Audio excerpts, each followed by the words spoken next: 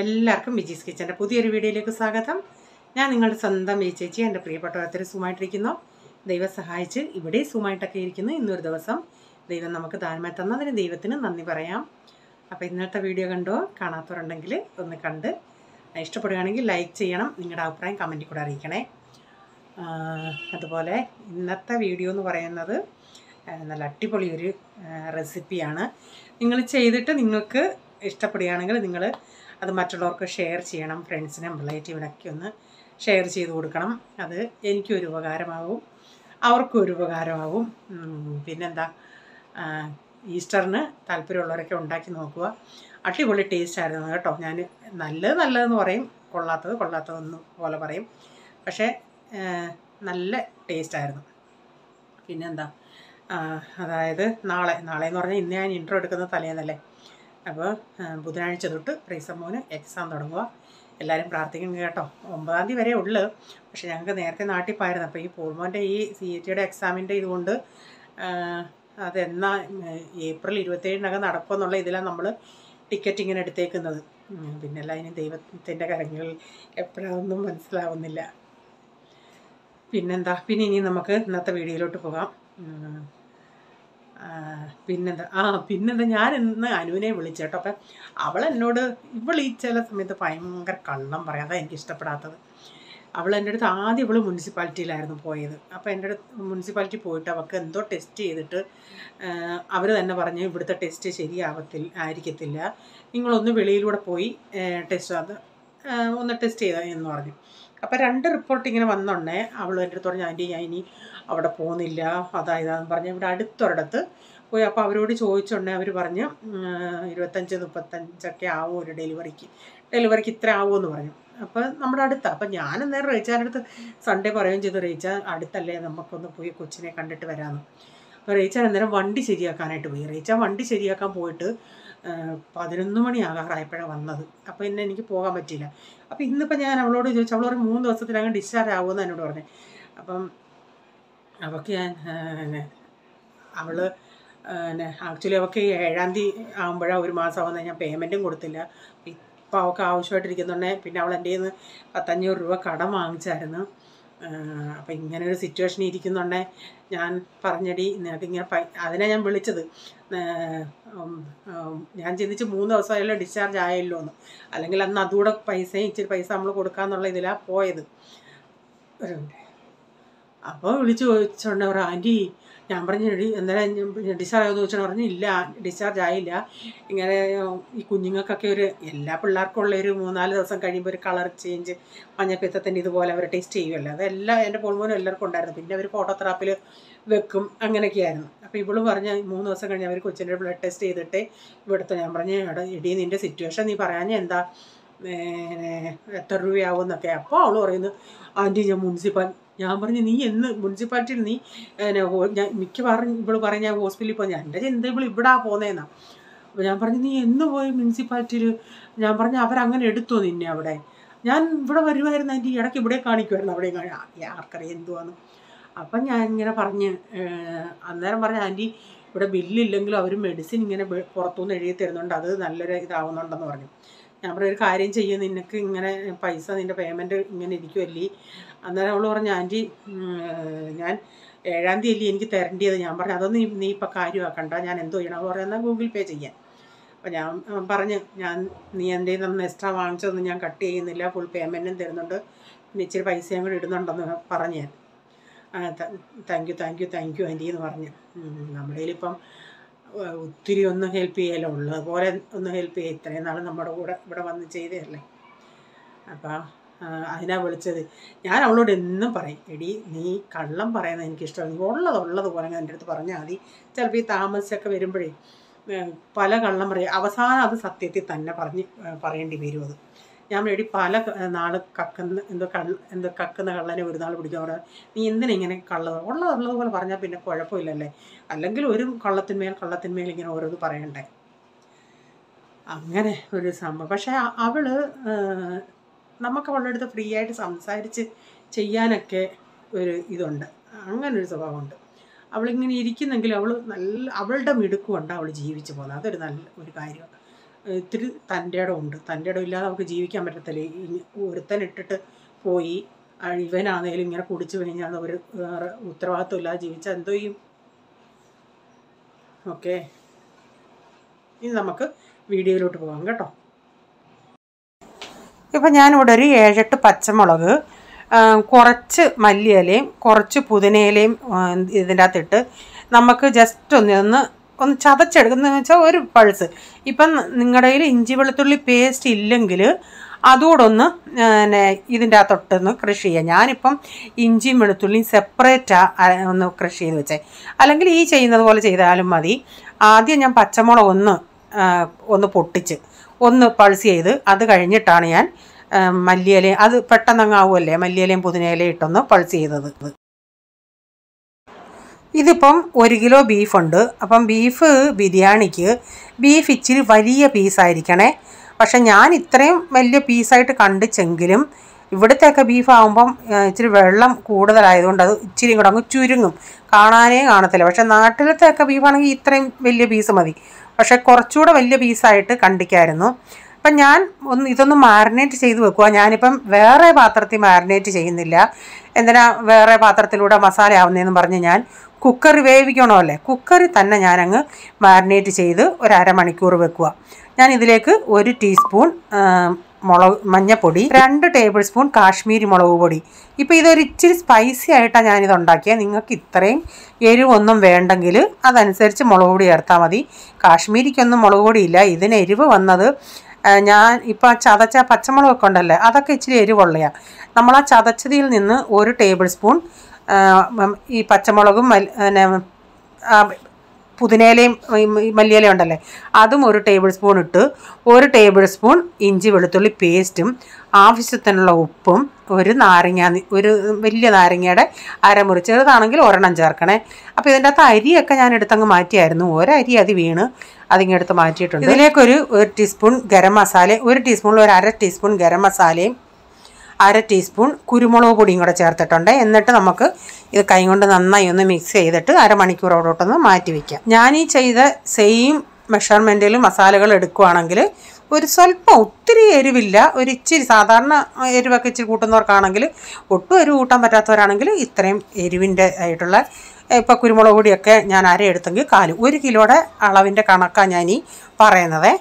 1 kilo അരിയും 1 kilo ബീഫും. ഇതിലോട്ട് ഞാൻ ഒരു 1.5 കപ്പ് വെള്ളം കൂടെ ചേർക്കുന്നുണ്ട്. ഇപ്പം ബീഫിൻ്റെ നിങ്ങൾക്കറിയാമല്ലോ, നിങ്ങൾ വാങ്ങിക്കുന്ന ബീഫിൽ എത്രത്തോളം വെള്ളം കാണുമെന്ന്. ഇവിടുത്തെ ബീഫിന് ഇത്തിരി വെള്ളം കൂടുതലാണ്, അതുകൊണ്ടാണ് ഞാൻ 1.5 കപ്പ് ചേർത്തത്. അല്ലെങ്കിൽ 2 കപ്പ് ചേർക്കാമേ. ഞാൻ അത്രയും ഇങ്ങനെ അടച്ച് വെക്കുന്നേ ഉള്ളൂ, ഇപ്പം വേവിക്കുന്നില്ല കേട്ടോ. ഞാനിവിടെ ഉരുളി വെച്ച് ഇച്ചിരി ഓയിൽ ഒഴിച്ചിട്ട് ഒരു 2 വലിയ സവാള ഇങ്ങനെ അരിഞ്ഞിട്ട് ഇങ്ങനെ കൈ കൊണ്ട് ഞെവിടി ഇതളിതളാക്കി എടുത്തിട്ട് അതൊന്ന് വറുത്തെടുക്കുന്നുണ്ട്.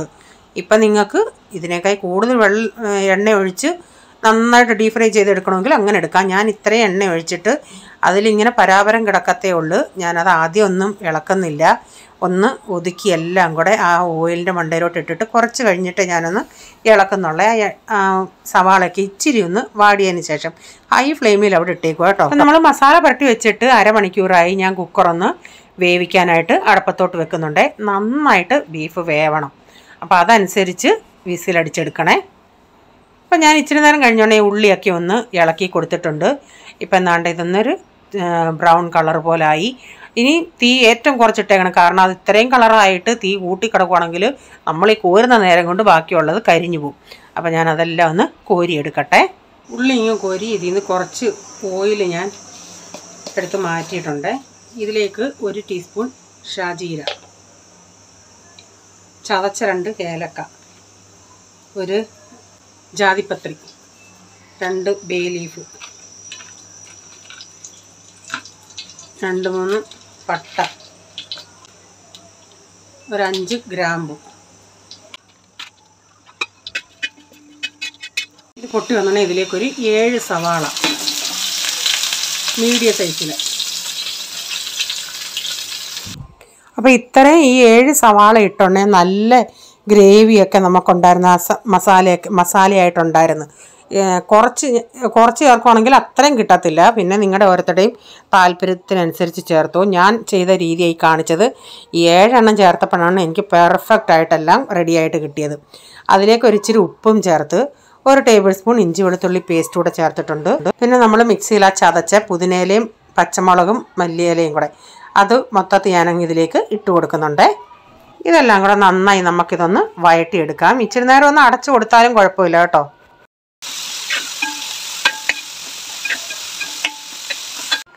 ഇതുപോലുള്ളൊരു 4 ടൊമാറ്റോ എടുത്തിട്ടുണ്ട്. അത് നമുക്ക് മിക്സിയിലൊന്ന് അരച്ചെടുക്കണം. അപ്പോൾ ഇതിൻ്റെ അകത്ത് ഇലയൊക്കെ ഉണ്ടല്ലോ, ഞാൻ അപ്പുറത്ത് അരി ഇടാനായിട്ട് വെള്ളം തിളപ്പിക്കാൻ വെച്ചിട്ടുണ്ട്. അപ്പോൾ ഈ ഇലയ്ക്കകത്തൊക്കെ ഇച്ചിരി ഉള്ളിയൊക്കെ പിടിച്ചിരിക്കുമല്ലേ. അപ്പം ഞാൻ ആ ഇല ആ വെള്ളത്തിലൊന്ന് മുക്കുന്നുണ്ടേ. അപ്പം മുക്കുന്ന ഉടനെ ആ ഉള്ളിയെല്ലാം ആ വെള്ളത്തിലങ്ങ് പൊയ്ക്കോളുമല്ലേ, ഇല ഇങ്ങനെ ക്ലീനായിട്ടും വരുമല്ലേ. അത്രയും ഉള്ളി എന്തിനാ കളയുന്നതെന്ന് പറഞ്ഞ് ഞാൻ അതിൻ്റെ അകത്തുനിന്ന് മുക്കി എടുക്കുന്നുണ്ട്. കിട്ടുന്ന പട്ടയും ഒക്കെ ഇങ്ങ് മാറ്റുന്നുണ്ട് ഞാൻ. ഇനി നമുക്കിത്തിരി മസാല ചേർക്കണം. ഇപ്പോൾ ഇത് വലിയൊരു ഉരുളി ആയതുകൊണ്ട് ഇതിൽ തന്നെ ഞാനങ്ങ് ചെയ്യുക. ആ സവാളയൊക്കെ ഞാനൊരു സൈഡിലോട്ട് ആക്കുന്നുണ്ട്. അഥവാ സമയം നിങ്ങൾക്ക് പാത്രം ചെറുതാണെങ്കിൽ സെപ്പറേറ്റ് പാനിൻ്റെ അകത്ത് ഈ മസാലകൾ ചൂടാക്കിയിട്ട് ഇതിലേക്ക് ചേർക്കണേ.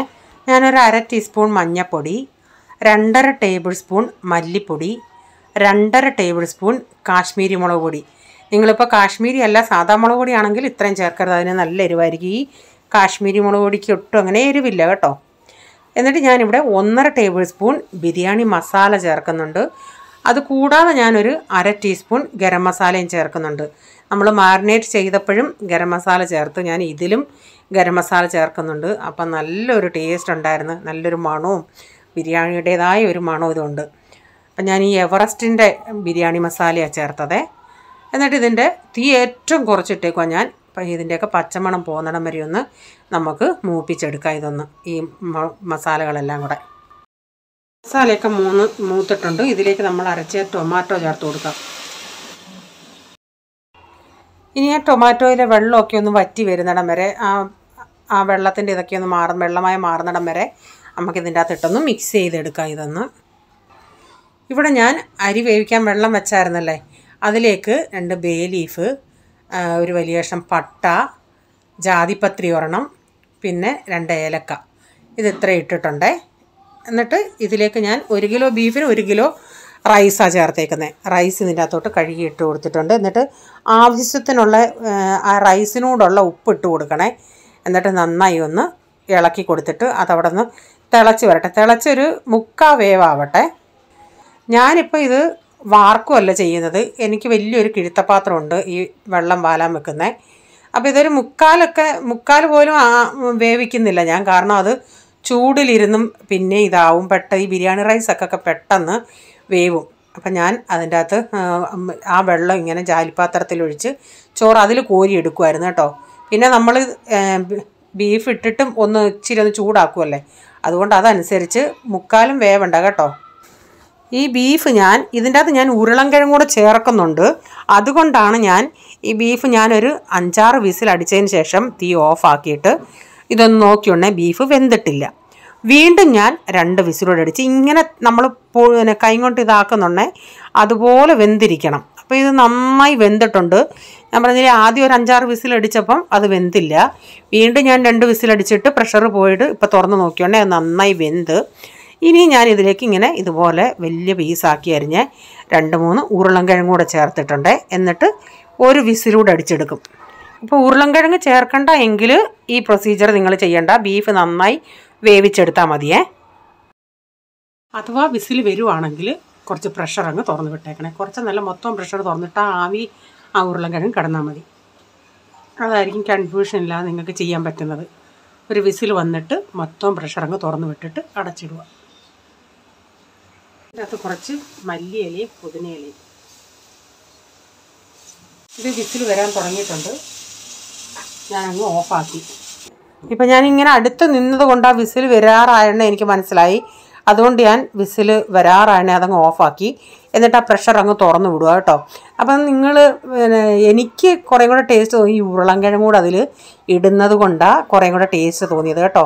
ഇടയ്ക്ക് ആ ഉരുളൻകിഴങ്ങ് കൂടെ കഴിക്കാൻ നല്ല ഇതാണ്.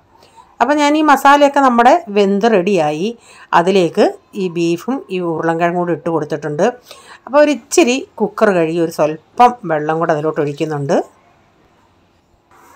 നന്നായി മിക്സ് ചെയ്തിട്ട് കുറച്ച് അരിഞ്ഞ പുതിനയിലയും മല്ലിയിലയും കൂടെ ഇതിൻ്റെ മുകളിലോട്ട് ഇട്ട് കൊടുക്കണേ. അപ്പോൾ നിങ്ങൾക്ക് അണ്ടിപ്പരിപ്പും കിസ്മസൊക്കെ വേണമെങ്കിൽ അതൊക്കെ വറുത്ത് ചേർക്കാം.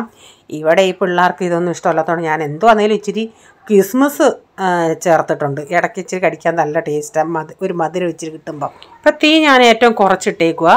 ഇനി ഇതിൻ്റെ മുകളിൽ വെന്ത ചോറ് ഇങ്ങനെ നമുക്ക് കുറേശ്ശെ ഇട്ട് കൊടുക്കാമേ.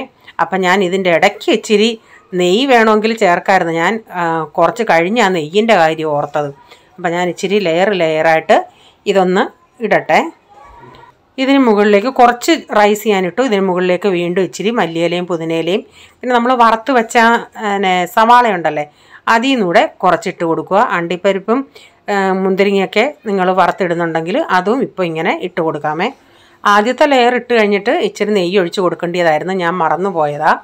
നിങ്ങളുടെ കയ്യിൽ നെയ്യ് ഉണ്ടെങ്കിൽ കുറച്ച് നെയ്യോട് ഒഴിച്ച് കൊടുക്കണേ. ഇതെല്ലാം ഞാനിങ്ങനെ സെറ്റാക്കിയിട്ട് നമ്മൾ അതിൻ്റെ മുകളിൽ ഇങ്ങനെ ഇതൊക്കെ വീണ്ടും ഇതുപോലെ പിന്നെ മല്ലിയിലയും ഉള്ളിയൊക്കെ വിതറിയതിന് ശേഷം നമ്മൾ അടച്ച് വെച്ച് ചെറിയ തീയിലൊന്ന് ഇച്ചിരി ഒന്ന് ആവി കയറട്ടെ. ആ ബീഫൊക്കെ അടിയിലുണ്ടല്ലേ, ഒന്ന് ആവി കയറാനായിട്ടൊന്ന് അടച്ച് വെച്ച് കൊടുക്കാമേ. ഞാൻ ഈ മുകളിൽ ഇപ്പോഴാണ് ഞാൻ നെയ്യ് ഇച്ചിരി ഒഴിച്ച് കൊടുത്തത്, അതുകൊണ്ട് ഇച്ചിരി കൂടുതലങ്ങ് ഒഴിച്ച് കൊടുത്ത്. അപ്പം നിങ്ങൾ ഓർക്കുവാണെങ്കിൽ ഇടയ്ക്കിടയ്ക്ക് ഇച്ചിരിച്ച് നെയ്യ് ഒഴിച്ച് കൊടുത്താൽ കുറേയും കൂടെ ടേസ്റ്റ് ആയിരിക്കുമേ. അപ്പം നെയ്യോട് ഒഴിച്ച് കൊടുത്തിട്ട് ചെറിയ രീതിയിൽ അവിടെ കിടക്കട്ടെ. എന്നിട്ട് ഇടയ്ക്ക് വേണമെങ്കിൽ നിങ്ങൾ സ്പൂണിൻ്റെ നമ്മുടെ വലിയ ഒരു സ്പൂണിൻ്റെ ഈ മൂടുവശം കൊണ്ട് ഇങ്ങനെ ഒന്ന് ഇളക്കി നോക്കണം അടിയിൽ വെള്ളം വറ്റിയോ ഇല്ലയോ എന്ന്. ഇതിപ്പം വെള്ളം തീർന്നു. ഇനി ഞാൻ തീ ഓഫാക്കിയിട്ട് അങ്ങനെ അടച്ചിട്ട് ഒരു 10 മിനിറ്റ് കിടക്കട്ടെ. വെള്ളം ഉണ്ടെങ്കിൽ ഇച്ചിരി നേരം കൂടെ ചെറിയ തീയിൽ വേവിക്കാം. ഇപ്പോൾ തീ ഓഫാക്കി അടച്ചിട്ടിട്ട് ഒരു 10 മിനിറ്റ് കഴിഞ്ഞ് ഇനി നമുക്കിതൊന്ന് ഇളക്കിയെടുക്കാം. അടിയിൽ നിന്ന് ഇങ്ങനെ ഇളക്കുന്നുണ്ടേ വെള്ളമൊന്നുമില്ല, നല്ല മസാല, നല്ല അടിപൊളിയെന്ന് വെച്ചാൽ എനിക്ക് സത്യം പറഞ്ഞാൽ ഞാൻ നിങ്ങളോട് കള്ളം പറയാമല്ല, നമ്മൾ അത്ര ആ സവാളയൊക്കെ ചേർത്തത് കൊണ്ടാണ് ഇങ്ങനെ നമുക്ക് നല്ല മസാല കിട്ടിയത്. അല്ലെങ്കിൽ നമുക്ക് കഴിക്കാൻ ഇത് നിങ്ങൾക്കിപ്പം മിക്സ് ആക്കാതെ വേണമെങ്കിൽ അങ്ങനെ എടുക്കാം. എനിക്ക് പക്ഷേ അങ്ങനെ എടുക്കാൻ അങ്ങോട്ട് വാക്കില്ല. അതുകൊണ്ടാണ് ഞാൻ ഇതെല്ലാം കൂടെ ഒന്ന് മിക്സ് ചെയ്തെടുക്കുന്നത്. അപ്പോൾ നിങ്ങൾ മിക്സ് ചെയ്തെടുക്കുമ്പോൾ പിന്നെ ഇതിപ്പോൾ ഞാൻ ഇച്ചിരി രാത്രിയിലാണ് ഉണ്ടാക്കിയത്. അതുകൊണ്ട് ലൈറ്റിൻ്റെ പ്രശ്നം കൊണ്ട് കളർ അങ്ങോട്ട് എനിക്ക് ശരിക്കും ഇതിൽ കിട്ടുന്നില്ല. നല്ലൊരു യെല്ലോ കളറാണ് ഇതിൻ്റെ. അപ്പം ഞാൻ ഇതെല്ലാം നമ്മുടെ മസാലയാണ്. ആ മസാല ഈ ചോറുമായിട്ട് ഇളക്കുന്നുണ്ടെങ്കിൽ നല്ലൊരു കളർ കിട്ടും. ഇപ്പം ഞാൻ എല്ലാം ഇളക്കിയിട്ടുണ്ട്. അതിൻ്റെ കൂടെ ഞാൻ പറഞ്ഞില്ല ഉരുളൻകിഴങ്ങ് കൂടെ എടുത്ത് കഴിക്കുമ്പം നല്ല ടേസ്റ്റാണ്. മണം കൊണ്ട് എൻ്റെ പോൾമോനൊക്കെ അടുക്കളയിൽ വന്ന് പോളും ബ്രൈസനും വന്ന് പോൾമോൻ വന്ന് അവനെ ഒന്ന് ടേസ്റ്റ് ചെയ്യിപ്പിക്കണം. അവൻ ഇളക്കാനായിട്ട് നിൽക്കുക. ഞാൻ പറഞ്ഞു നീ ഇളക്കണ്ട, എനിക്ക് തന്നെ ഇളക്കിയിട്ട് ഇത് വെളിയിൽ പോകുന്നു. എങ്ങനെയുണ്ടോ? लेकिन बहुत मस्त है। उफ, मसाला क्या बनाया। നീ മസാല എടുത്തിട്ടാ? हाँ, हो सकता है. നിങ്ങൾക്ക് മിക്സ് ചെയ്യണ്ടെങ്കിൽ മിക്സ് ചെയ്യണ്ട. മിക്സ് ചെയ്യണം. മിക്സ് ചെയ്ത് കഴിഞ്ഞാൽ ഒത്തിരി ടേസ്റ്റാ. ഞാൻ ഇച്ചിരി മുന്തിരിങ്ങ മാത്രമേ ചേർത്തിട്ടുള്ളൂ, അണ്ടിപ്പരിപ്പ് ചേർത്തിട്ടില്ല. മുന്തിരിങ്ങ ഉള്ളിയും ഇച്ചിരി ഇത് അണ്ടിപ്പരിപ്പ് है. അണ്ടിപ്പരിപ്പ് നെയ്യ്. ठीक है, चलेगा. ഇത് നിങ്ങൾ എന്തോ ട്രൈ ചെയ്യണം, ഒത്തിരി നല്ലതാ. ഇതിപ്പോൾ രാത്രി ആയതുകൊണ്ടാണ് നല്ലൊരു യെല്ലോ കളറാണ്. അപ്പം നിങ്ങളും ചെയ്ത് നോക്കുക നമ്മുടെ ബീഫ് ബിരിയാണി. അപ്പോൾ ഇഷ്ടപ്പെടുകയാണെങ്കിൽ വീഡിയോ ഷെയർ ചെയ്യാനും നിങ്ങളുടെ റിലേറ്റീവിനും ഫ്രണ്ട്സിനൊക്കെ ഒന്ന് അയച്ചു കൊടുക്കണേ. അതുപോലെ നിങ്ങളുടെ അഭിപ്രായം കമൻറ്റിൽ കൂടെ അറിയിക്കണേ. സബ്സ്ക്രൈബ് ചെയ്യാതെ ആരും കാണുന്നുണ്ടെങ്കിൽ വീഡിയോ ഇഷ്ടമായി വീണ്ടും ഈ ചാനൽ കാണണമെന്ന് ആഗ്രഹമുണ്ടെങ്കിൽ ഒന്ന് സബ്സ്ക്രൈബ് ചെയ്തിട്ട് ബെല്ലേക്ക് ബട്ടണിലൂടെ പ്രസ് ചെയ്യുകയാണെങ്കിൽ ഓൾ എന്നൊരു ഓപ്ഷൻ വരും. അതോടെ പ്രസ് ചെയ്യുകയാണെങ്കിൽ ഞാനിടുന്ന വീഡിയോയുടെ നോട്ടിഫിക്കേഷൻ നിങ്ങൾക്ക് എന്നും വരുന്നതായിരിക്കും. ഇനി ഒരു പുതിയ വീഡിയോയുമായി വരും വരെ bye. God bless you all. Thank you. Take care. Bye. See U.